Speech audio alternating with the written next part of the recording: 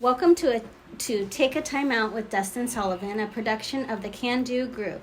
Can Do Group is a 501c3 nonprofit provider of services for adults with developmental disabilities and is pleased to bring you this podcast. Today, Dustin's guest is Coach John Hayfield. Welcome to Dustin's podcast. Are you ready, Dustin? The funny thing is, you're the second Finley High School coach with the name John. Oh. Was there another Coach John? John Kaiser for the baseball team. For the assistant baseball coach, yeah. Well, it's a great name. It's a great name. Being a Finley High School alum, when did you graduate? I graduated, 1993. In fact, my 30-year class reunion is coming up this summer. That's funny. That was the year I was born. Is that? I don't know that that's funny. It's kind of crazy. It's one of those, either that or, it is what it is. My 30th, we didn't get to celebrate because it was 2020. Yeah. You're still not that old, though. Thank you. I would have guessed you're like 47. I'm 48. Yeah. Close. 48, not a year over. That's young. You're younger than Ben.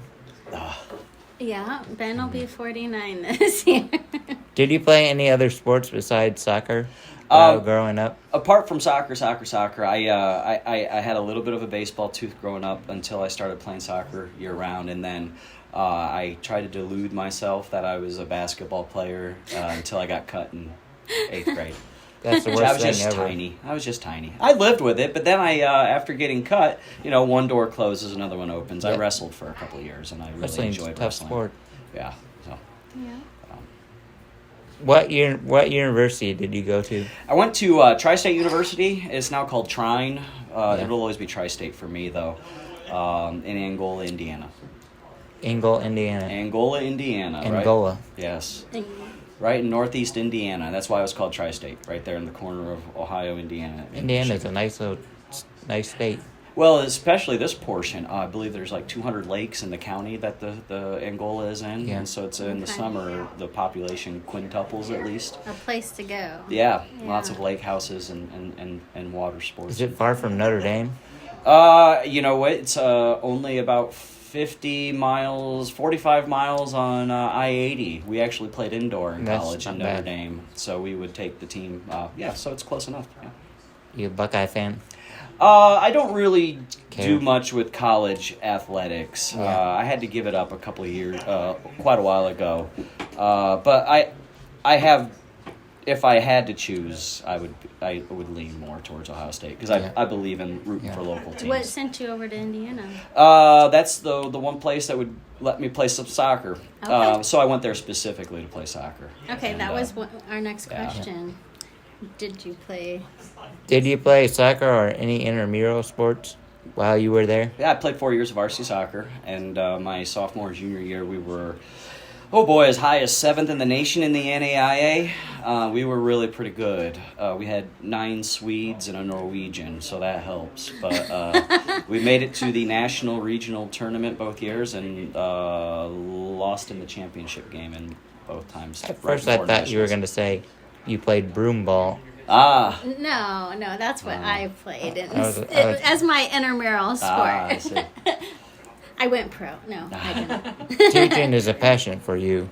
What do you like most about being a social studies teacher? Funny story too. So Tri-State's an engineering school, and I was originally a chemical engineering major for about 3 weeks until I got the first score of my first introductory math classes back. Let's just say that I figured out how to recover from failure. But at that point in time, I had to figure out that the math wasn't going to work for me. So I had to figure out what was next. And with soccer being such an intertwined part of me, how could I coach? And so I went into education. And school was I always enjoyed school. And so it was either down between science or social studies. And once again, that math told me that maybe physics won't be all that good of a field, and so social studies was it. That sounds better than welding. Welding's kind of dangerous. It is, especially when you're as clumsy and not talented as me. He's throwing at him because my daughter's in welding at Mill Street. Okay. And it's because my cousin welds, so I kind of know about welding. Okay. Yeah. You definitely earn your living as a welder. Yep. Yeah. How did you get into coaching? How did I get into coaching? Well, as part of our scholarships in college, every Sunday morning and once during the week, we had to coach youth league teams in Angola. Yeah. And so that kind of whetted the appetite. And I got to be honest, when you said some sort of passion about it, it's an addiction, and it's mostly a healthy one. But I've been fascinated with all things soccer for a long time. And so I couldn't imagine once the playing days were over that I would ever be comfortable not being around the game. And so this was something that I just felt like good people taking time out of their lives when I was growing up to help us play. And so I just figured that was something I could pass on. Soccer's a tough sport. Yeah, absolutely. I think it's actually starting to get some of the credit and respect it deserves as it becomes more and more popular. Actually, did we have that question in there? I think we had a question about if you do still play. Yeah. Are you still? Yeah, I try to. That's another good thing about soccer is there's all sorts of old man leagues. So, specifically they have over 40 leagues. That's a lot. And then there's Where do you usually play? You have to go to Toledo to play, and I haven't done so in a while. I started getting a concussion problem there in my late 30s. And so I'm already going to be a handful when I retire, so I figured I'd give Kate a break. And the concussions kind of forced me out, but I still find my way to play. I'll play on Sundays on occasion with the high school boys teams when they do their futsal sessions. It just depends. There's always that itch that needs to be scratched, and I always have 2 pairs of cleats in my car at any point in time just in case the game breaks out. Yes, that's right. You had 165 career wins as head coach for the Riverdale boys soccer program. How did you develop a soccer program into something everyone can be proud of? The one thing I had right away when I got to Riverdale, and I knew next to nothing about Riverdale before I interviewed there. Although I had 2 cousins that went to Riverdale, I just didn't know much about it. But what I found real quick and what I appreciated very quickly was that the blue-collar and working-class nature of the school district. And so we may not have always had the amount of soccer players that other places had, and none of those places would be mentioned. However, what we had was I had a willingness of some kids who were good athletes and would run through a brick wall. And, minimum requirement, maximum effort first and foremost, and you can do a lot coaching. And from there, we started getting involved at the youth levels, and That's pretty cool. to start to develop the kiddos that we had coming through. Ben was saying you started with just the football field at Forest or something. It was the old football field in Yeah. Forest. We didn't even have a field at the high school, so we would have to travel, after school. So 5 miles or so to Forest, and that was like our home base. And then when we built the new school, we got our game field and everything out there. Very cool. So, and after a while, winning becomes attractive, and people were wanting to be part of that, and we had a really nice machine, and it continued on afterwards as well. Coaching's a fun thing to do. Has its days. That is true. It has its days. It also has its days where you come home and you bang your head on the table and you wonder why. Yeah. But you always find new ways or new reasons to come back. That's a real world for you. That's right. That's right. When the goings get hard, What is that saying? When the going gets tough. tough? Yeah. The tough get going. Yeah, that's right. And then even me sometimes. Yeah. What were some of the most memorable moments in the 17 years you were Riverdale's head soccer coach? Oh, the very first one right off the bat is our athletic director, Craig Taylor, unbeknownst to me, scheduled a game with us at Anthony Wayne. And I'm not going to be able to remember the year, but the previous year, Anthony Wayne was the Division I semifinalist in Division I. And I had one of my students actually ask me one day, I hear you're playing Anthony Wayne next year. And my first response was, why are you drinking at school? Because we only graduated about 70 kids a class at Riverdale. That's not very many. And Anthony Wayne is one of these juggernauts. Yeah. And so I went down and asked the athletic director. He said, "Yep, you're going to Anthony Wayne next year." And so that whole week, I didn't want to take the kids to get embarrassed. And so we had just gone and planned on defending the whole game. It's easier to kill a game than create a game. And so I even had a meeting with the parents to let them know, like, we're walking into it this week, and I want to make sure that everyone's prepared. But after about 10 minutes, and the kids were more than comfortable against this outstanding group of athletes at Anthony Wayne, and they said, "Can we play?" And we took the reins off, and we went at them, and it was 0-0 with 12 minutes to go. Wow. And then one of their All-American forwards scored a goal. But we had just hit the crossbar seconds before, and then they went 110 yards and scored after that. And so my proudest moment is on the bus ride home, the boys were upset that we'd lost to Anthony Wayne. And I was like, it's a good game. There we are. We're here. Yeah. And we had earned their respect to the point where they offered to come to us the following year. And so we got a home game against Anthony Wayne. So that's one of them.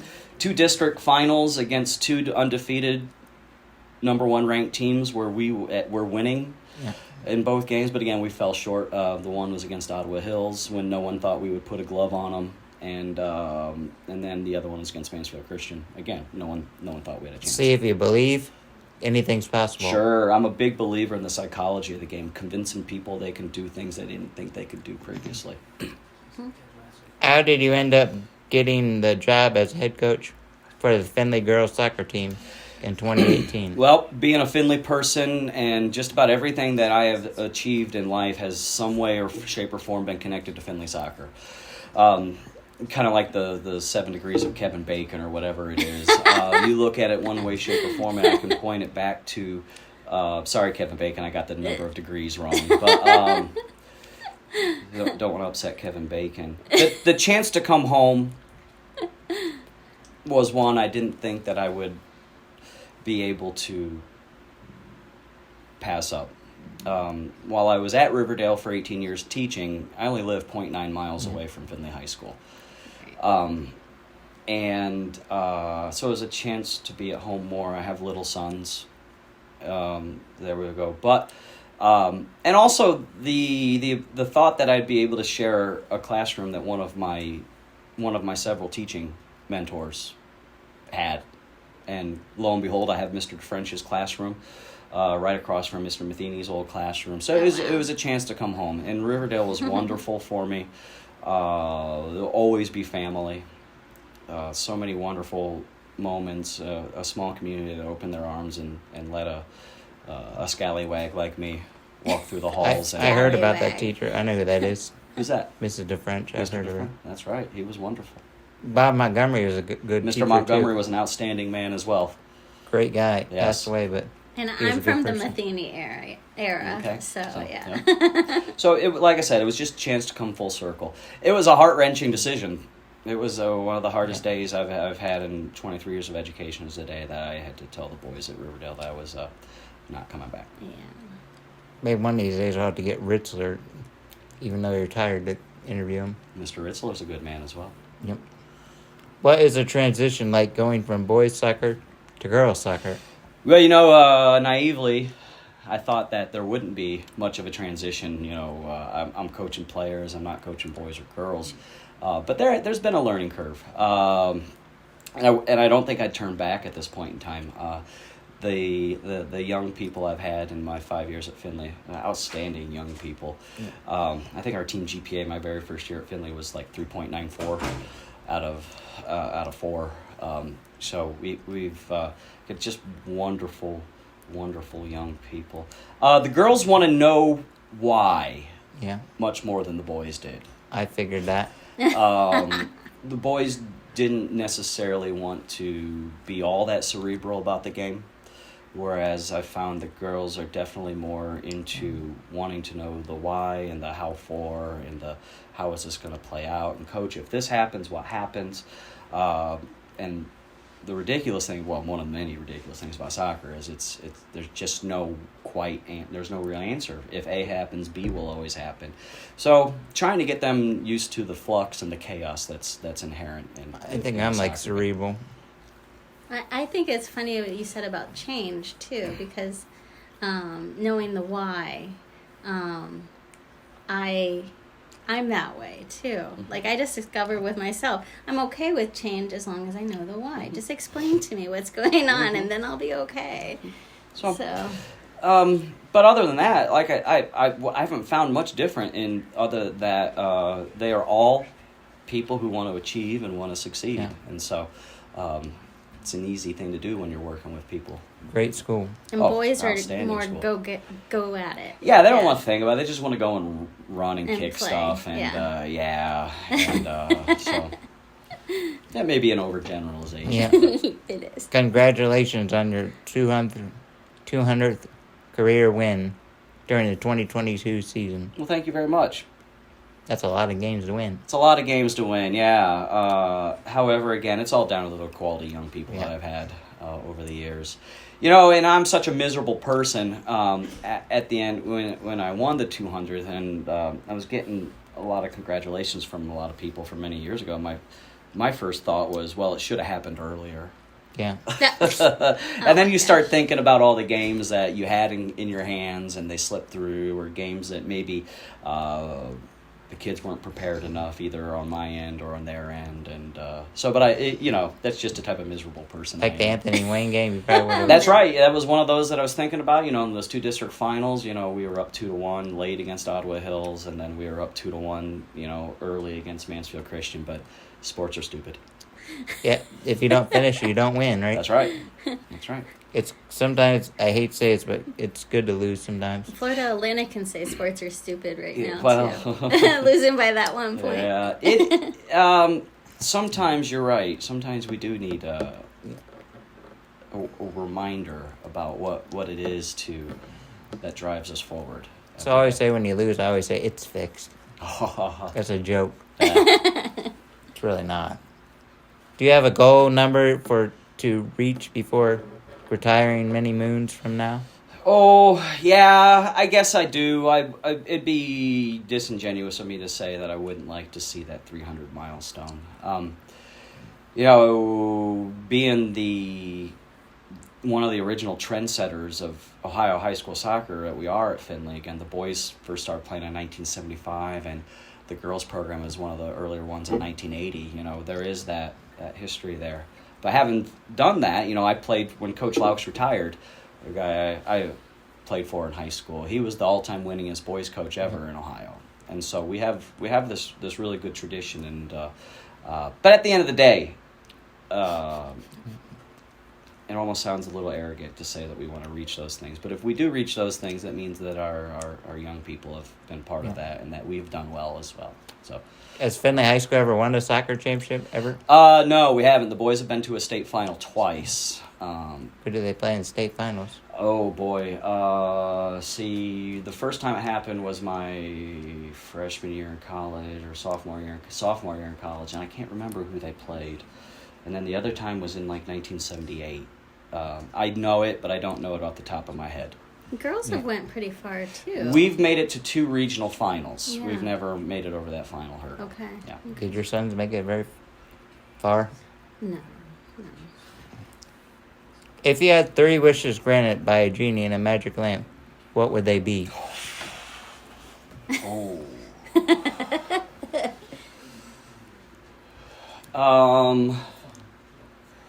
All right, so let's get the trivial one out of the way. Everton Football Club would be restored to their rightful place in England's hierarchy. There's a whole generation of kids, especially in America, who think that football in England started with the Premier League right around 1990.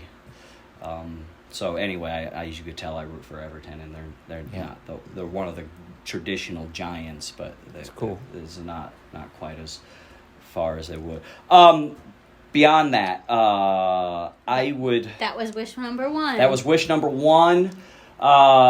Wish number 2 would be that I and my family could travel the world and experience people's lives through soccer. This is my only really goal in life. I just want to travel around and play pickup with people because that's one of those things. Every country has its own different little pickup culture, and it's a wonderful way to meet people.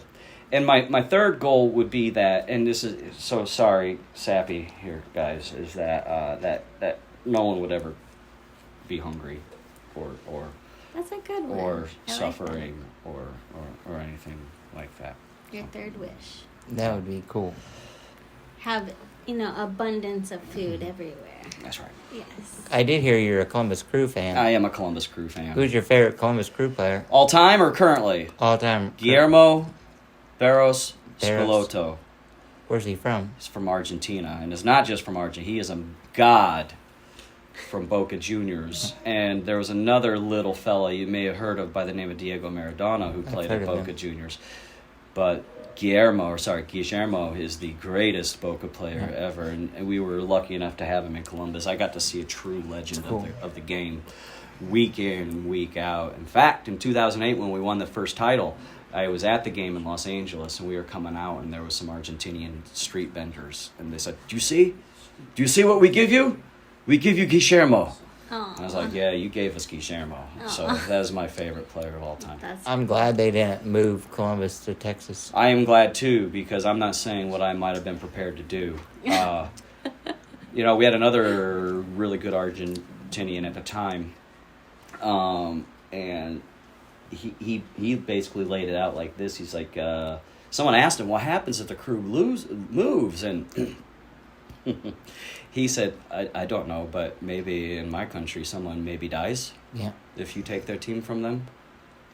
And he wasn't being flippant. He was just saying that you just don't take part of the community away from. And again, we don't have that here, but I know their big rival is FC Cincinnati, right? Cincinnati has a soccer team? Yeah. Who's the Columbus Crew's rival? Cincinnati doesn't, do they? Yeah. Who? It must be what all those fans talk all that garbage about. So I have lots of issues with Cincinnati fans, and it's cute that they run their mouths. Yeah. Well, you know so much about international soccer and stuff, so I'm actually going to throw in the trivia of the week right now. All right. So, who is the only soccer player to be a part of? Let me finish this because I feel like you're going to know the answer before I even finish all this. Okay, who is the only soccer player to be a part of 3 different World Cup winning teams? The Brazilian national teams he played on won the World Cup in 1958, 62, and 70. Following the 58 World Cup, he was declared a national treasure by the Brazilian government in order to ward off large offers from European clubs to ensure that he would remain in Brazil. See.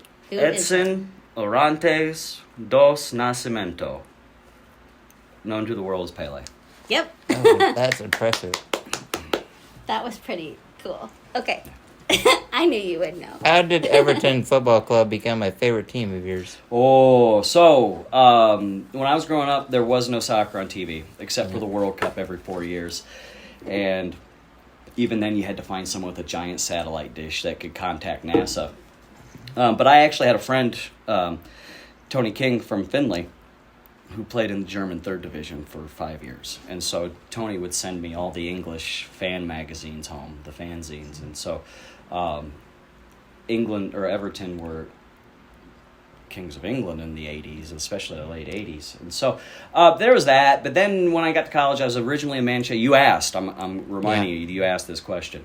I was a Manchester United fan because of a couple players that had there. But I started realizing that rooting for Manchester United was like rooting for the Bulls when they had Jordan and Pippen. It's just like... Because they have the best players. Yeah, I'm a Browns fan, and so I've never really been a person who supports winners. And so I like a good working class ethic. And so then I was a West Ham fan for a while and a Wimbledon fan for a while, but they both got relegated. And it was really hard to follow relegated teams. And so there was an American at Everton. Brian McBride was on loan at Everton. And one of my child idol, Paul Gascoigne, was at Everton, albeit late in his career when he was no good. So I started watching Everton every week, and I started really enjoying it. The first real English game I ever saw, too, was the 1989 FA Cup final between Liverpool and Everton. And Everton's in Liverpool. They're only a mile apart from each other, and they can't. It's nasty business. And so it was just one of those things. Everton's a lot like the Browns, greatest fans in the world. They travel everywhere. And Liverpool's my type of city. Yeah. My type of city. I kind of like that Wyndham team what's the name at? Way they're building up from the bottom. In Wales. Yeah. Yeah, Wrexham. Yeah, Wrexham, yeah. Again, that's another one of those, I love how they're using the story. It's an old coal mining town, and everything is centered around their club. And I don't know that's one thing American sports fans I don't think get. I don't think they do.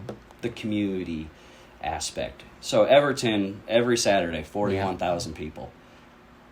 85% of them walk because they live right there. Yeah. And and there's no parking lot because there's no space. But it's the center of everything, the club, and it drives the community. And for instance, Everton has the greatest charitable arm of any team. That's called Everton in the City. They do free schools for homeless people. They do all sorts of work with people with disabilities. That's awesome. I'm surprised you haven't moved Kate there yet. Well, we are going. We're going over Christmas break next year because this is their last year in their old. They've got one of an old Victorian stadium that was built in the late 1880s, and pretty cool. So many historic firsts, but they can't. It's restraining them, so they're building a new stadium on the docks. But we're going next year to see in the last season. Yeah, I love the United States women's soccer team. Yeah, right. They really show the world how to get it done. How many are in your collection of football scarves from around the world? I just got 2 more this weekend. I probably have 30 up in class. Over 50. Wow. Over 50. That's a lot of scarves. That's a fair amount of scarves. Everybody knows what to get you for Christmas. That's right. That's right. If you had a dream vacation, where would it be? Besides Liverpool area. Yeah, because I'm the only person who would win the Mega Millions. I'm moving to Liverpool. It's my dream vacation. So I went to Japan 9 years ago for 30 days. I'm really interested in Vietnam and Southern Asia. But again, if I had anything, that dream trip, traveling around, just meeting people and watching soccer. If you had to go on a dream vacation anywhere warm, where would it be? Oh, I have to go somewhere warm. He wants to go somewhere warm. He likes the warm weather better. All right, yeah. So here's what I do. I'd probably pick Brazil because they've got the greatest pickup culture in the world. So then I'd like to test myself against Brazilians. See what I got. I would love to go to Ireland. Oh yeah, I've met several people. But that's not warm. But it's cool. It's warm inside. Yeah. Yeah, that was a trick question. No. Still actively play. On any soccer Do you team? still actively play on any soccer teams? There was that question. Yeah, no, I don't necessarily play on a team. I used to. Like I said, we used to have a pretty active men's team that would play up out of Toledo. Not so much anymore. Do you have any life mottos you live by?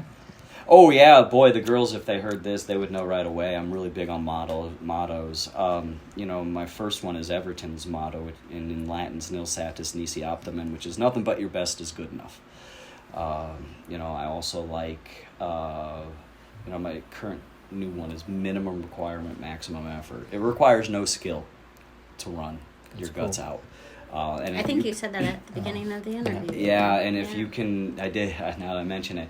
And there's a lot of talent out there, especially the teams we play. Everyone's good.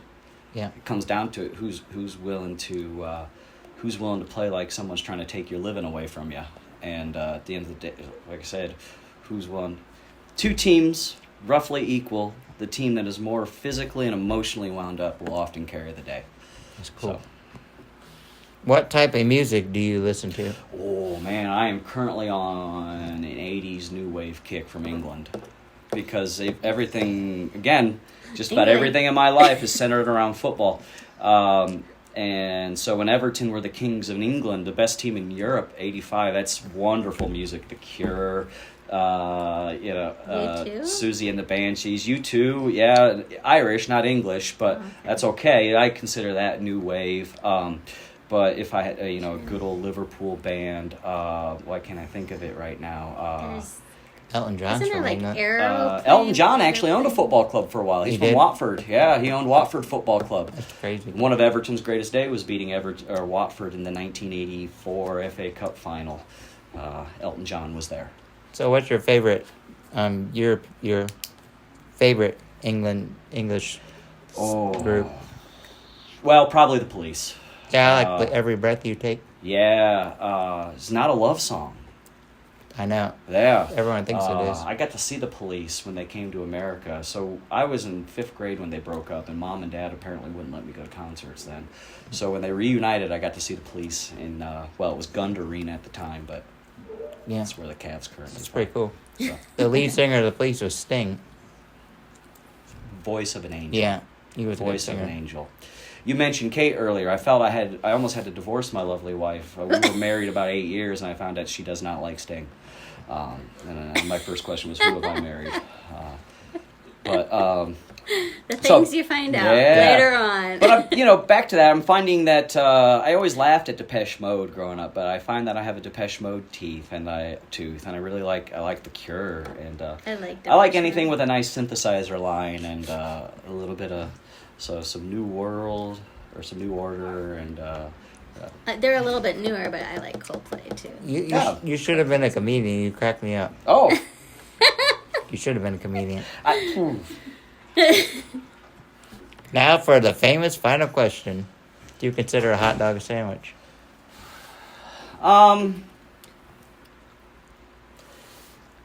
No. No. And it all comes down to bun. To me, I think a sandwich needs to have 2 removable...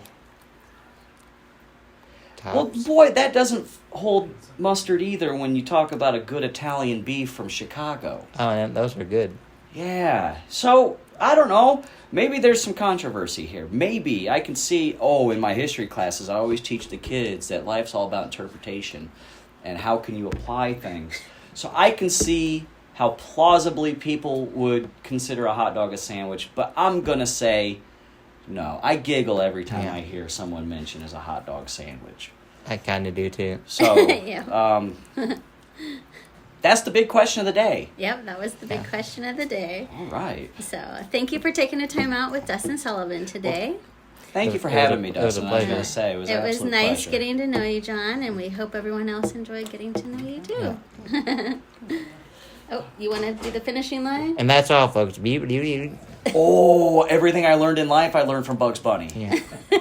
Everything I learned in life, I learned from Be Bugs very, Bunny. very quiet. That's how I know about classical Yeah. music, and people think I'm smart. Kill the Wabbit is just Ride of the Valkyries by Wagner. Thank you. Classical music's awesome. Thank you for joining today's podcast of Take a Time Out with Dustin Sullivan, a production of Can Do Group. This podcast is made possible by the support of local businesses and community members like you. Thank you. Want to be part of the action? You can help Can Do Group continue supporting adults with developmental disabilities by donating at www.candogroup.org.